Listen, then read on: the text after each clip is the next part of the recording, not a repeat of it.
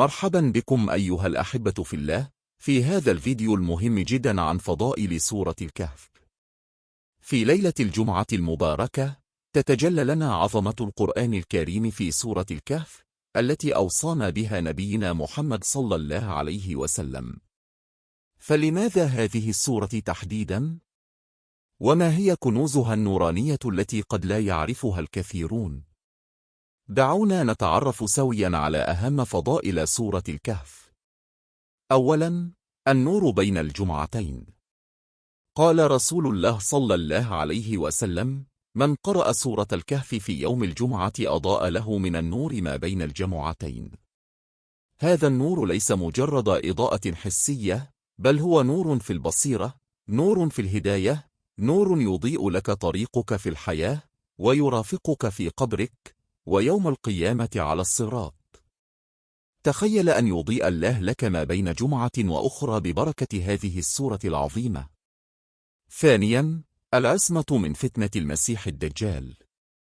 من أعظم فضائل سورة الكهف أنها تحميك من فتنة المسيح الدجال، وهي أعظم فتنة ستمر بها البشرية.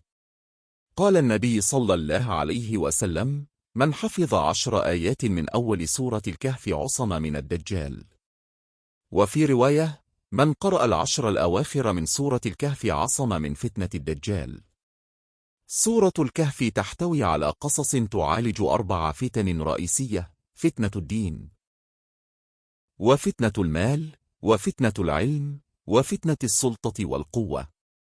هذه القصص تعد درعا واقيا لك من فتن الدنيا. ثالثا، نزول السكينة والرحمة.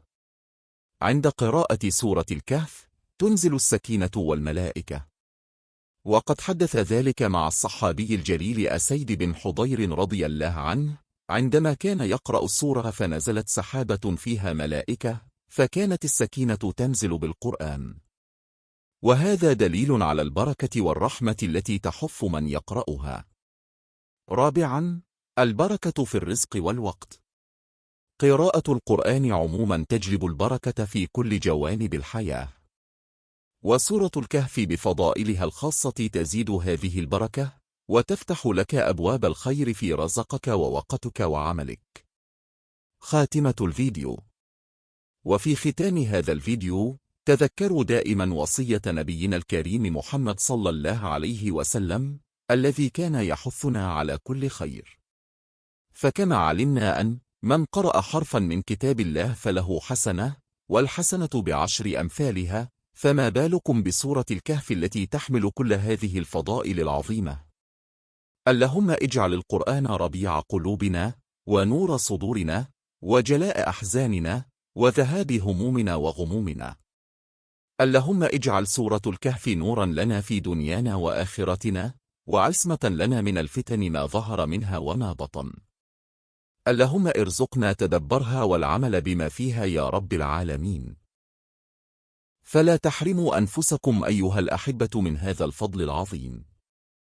واظبوا على قراءة سورة الكهف كل ليلة جمعة أو يوم الجمعة، لتنالوا هذا النور وهذه الحماية وهذه البركة. شاركوا هذا الفيديو مع كل من تحبون لتعم الفائدة والأجر. دمتم في حفظ الله ورعايته.